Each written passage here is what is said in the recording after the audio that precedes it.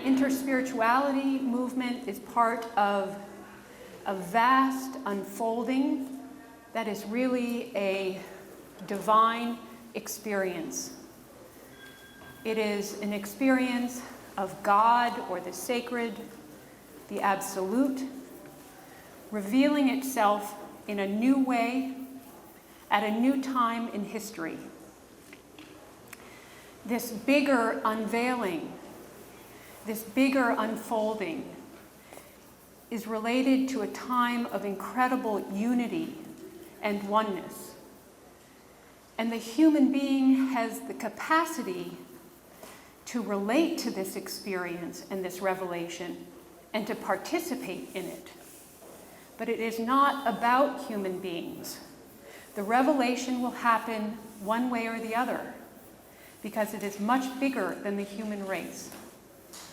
But human beings can participate in this time of oneness, in this time of unity, primarily by recognizing and honoring the sacred wherever it shows up. And part of this unity and part of this unfolding of oneness has to do with the revelation of the divine in the earth, through earthly form. The breaking down of barriers, which we're talking about here, between religions and spiritual traditions, is also happening between heaven and earth. So why am I talking about women in the context of this emerging oneness? I'm talking about women here today because women have, throughout time, and continue to naturally bring light and spiritual consciousness and spiritual energy all the way down through the planes of creation into the most dense body of God, which is the earth. How do we do this? And why is it unique from what men do in their own hearts? It's very unique in that women's bodies, our physical bodies, are vehicles for spiritual energy in ways that men's bodies are not. So as we talk about a time when spirit is uniting with matter, when heaven is revealing itself on earth, when we are emerging into an understanding of and an experience of oneness, divine oneness, we really need to understand that women have a unique role to play because we, in many ways, are continually bringing light into matter. I want to talk about breastfeeding. There are more and more information, people coming forward, talking about the esoteric foundations of women's bodies, how they function and interrelate with the body of the earth. Dr. Guanchen Sun, somebody I interviewed for my book, Body of Wisdom, a 30-year-plus practitioner and teacher of Qigong born in China, describes a chakra in women's breasts that emit spiritual energy into the milk when women feed children through their breasts. This spiritual energy works with the heart, with the energy of love, to flow through the breast, intermingled with the breast milk, to nourish the spiritual life of the child. This is a mark of women's spiritual power, that there is a total integration of spirit and physical body, a unification of spiritual energy and the physical world, so that the mother is spiritually nourishing the child just as she's physically nourishing the child. Now, what's important to understand is that this chakra system in women's breasts can be activated long after child-rearing is over, so that women can emit spiritual energy into the collective field through our breasts. In a world culture that has so degraded women's bodies, so degraded our instinctual nature, This power, this spiritual power, is almost inconceivable. But other cultures value it. And I want to read a very short quote from Sabanfu Somé, West African shaman. "The breast is a sacred source of energy that enables life to continue. In our tradition, the breast is used to welcome people and restore balance. Women in our tribe go topless, not as an invitation to intimacy, but to help the psyche receive what is life-giving." I want to talk now a little bit about women gestating children. In what most women would describe as an utter miracle, and in a patriarchal world that still tries to control the birth process, what's happening in the deepest sense is that spiritual energy in the form of a soul is coming through the planes of creation, being totally interwoven into matter, into physical form, in the body of a woman, so that a child that is both utterly physical and alive spiritually is born into life. This process of unification, again, is a mark of women's spiritual power. Largely unconscious, but the more conscious we can become of it, the more we can use this power beyond child rearing.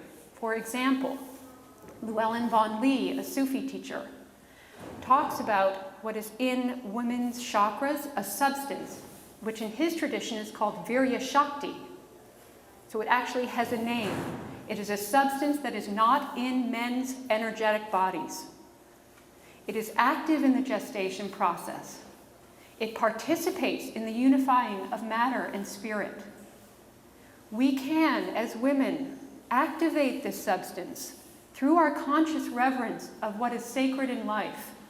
And through that reverence alone, that substance, which is very real, flows into the earth and participates in what Vaughan Lee calls a certain kind of spiritual photosynthesis that reignites and regenerates the light cells of the earth.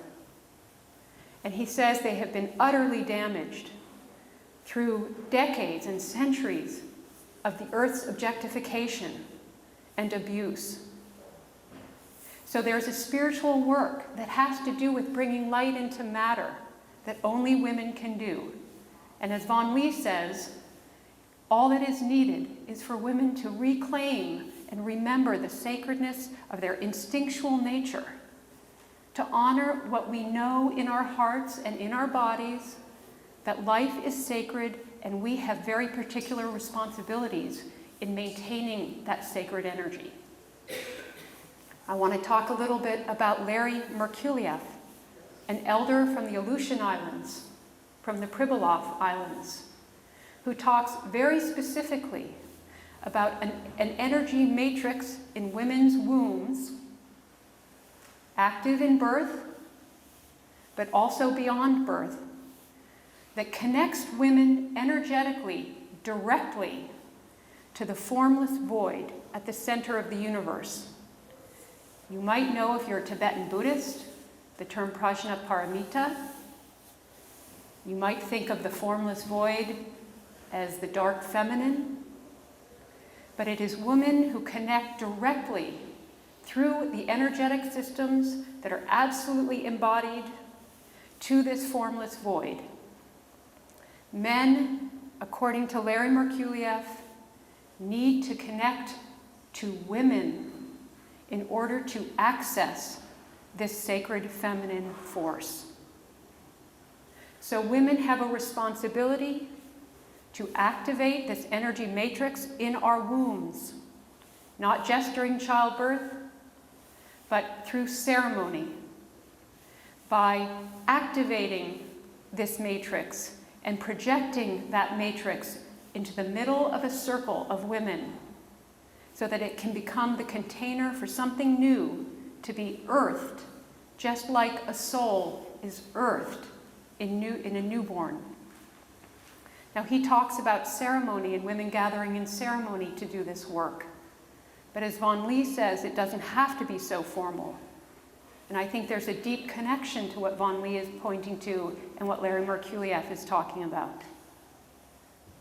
So at this time of incredible opportunity, in a great collective, vast sense, when we all are following a longing to participate in how God or the sacred or the absolute is coming into life in a new way, as we follow that longing to participate in honoring that revelation, knowing it is not about us, but just as a woman loves a child, just as a woman gives up her own physical comfort to feed and nourish children, there needs to be an attitude in humanity towards this new birth.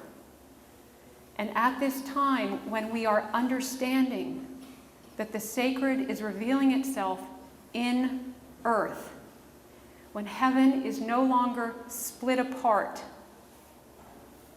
when heaven is no longer where we want to go to experience unity, as we understand that God is here in a new way, we need to honor women who instinctively have always honored in their own bodies, in their own way that they love, in the way that they endure hardship, in the way that they sacrifice, in the way that their bodies become food for their children.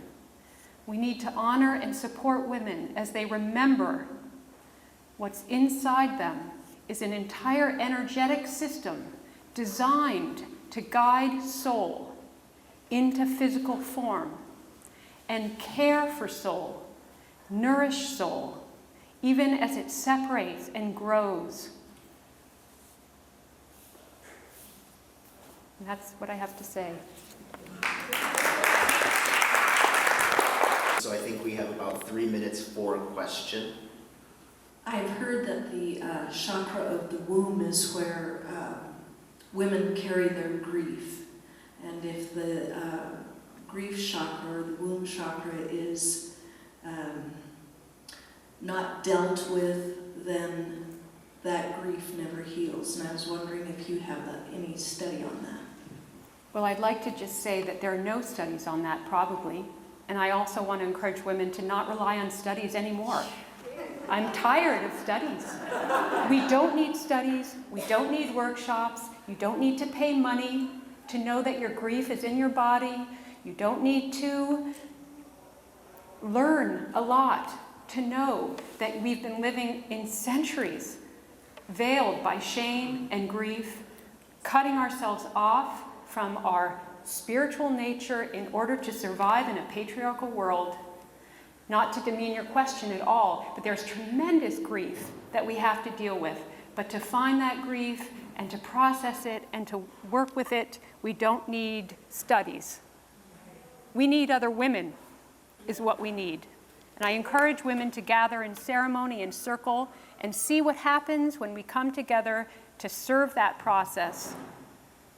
And my guess is connecting to the formless void and the creative power of women is what's really going to heal those wounds. Thank you for your talk. And I was just wondering if you could say something about, you said a few times breaking the sacred down. I understand the void. What do you mean by the sacred, exactly the sacred parts when you say that? In women's chakras, there's a substance that's sacred. It has to do with when we give birth. It is very much akin to a sacred substance that's in creation. When women follow our instincts and love what is in life, it's like a conversation between light and light.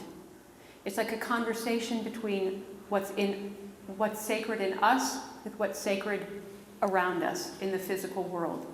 As we do that, as we revere, as we are in awe of, as we celebrate what we experience as sacred, that substance in us activates a process whereby light, spiritual energy, can come through the inner planes, through us, and interrelate with what's sacred in the earth. And that is a process that largely women have forgotten how to do. And you can see the impact of that forgetting all around us.